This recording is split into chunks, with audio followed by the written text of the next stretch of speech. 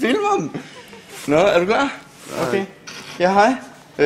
Vi vil lave en dokumentar omkring YouTube, og så vil vi gerne høre, hvad jeres mening er omkring YouTube. Bruger I det selv rigtig meget? Altså, jeg brugte det før i tiden, men det er som om, at når Spotify er kommet, så bruger man måske det lidt mere. Det er lidt smartere. Og I synes simpelthen, at Spotify det er smartere med hensyn til, at I betaler rigtig mange penge? Eller det gør I jo ikke, men hver gang I ser en film ind på Spotify, så betaler I til kunstneren 1 krone eller sådan noget. Det er da fint nok at støtte det kunstner, man selv hører. Det er bare i orden. Hvor længe har du kendt til YouTube?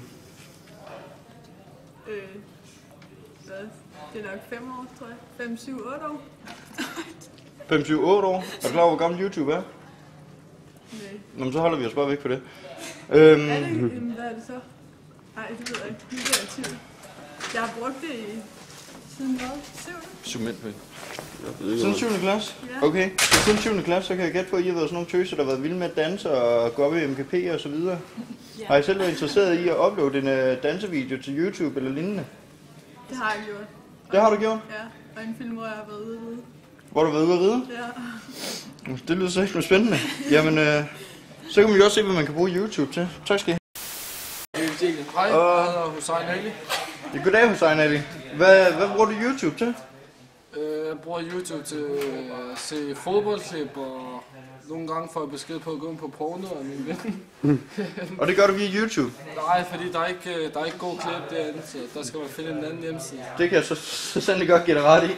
Men har du nogensinde selv uploadet en film til YouTube? Eller prøvet? Nej, jeg bruger det for det meste til at høre sange og se fodboldklip. Jeg bruger det ikke så meget. Når du så ser de der fodboldklip, har du så lagt mærke til, at de har nogle kanaler ude ved venstre side, hvor du kan gå ind og se omkring f.eks. sport, fodboldklip, den nyeste fodboldklip. Ja. Og der er også nogle live channels derinde. Er det noget, du benytter dig af? Nej, ikke så tit. Jeg har dem i hovedet, dem jeg skal ind og se nemlig. Og så hvis der er nogen, der lyder interessante, når jeg læser dem, så går jeg selvfølgelig ind og klikker på dem, og så ser jeg den. Nå, det lyder super fedt. Så lige sidste spørgsmål. Nej, ved du får sgu ikke flere spørgsmål. Ja, hvad så? Vi er ved at lave en lille dokumentar om YouTube. Hvad har I at sige om YouTube? Jeg synes, det er sådan... Jeg synes, det er en god hjemmeside, altså, man finder mange gode videoer derinde. Altså, man kan høre jeg bruger musik, og altså, man kan det hele næsten. Jeg bruger personligt selv YouTube hver dag. Så jeg er også sikker på, at alle bruger YouTube hver dag, hvis man har internet. Alle bruger YouTube, altså YouTube via Spotify. Hvad siger I så til det? Helt klart YouTube.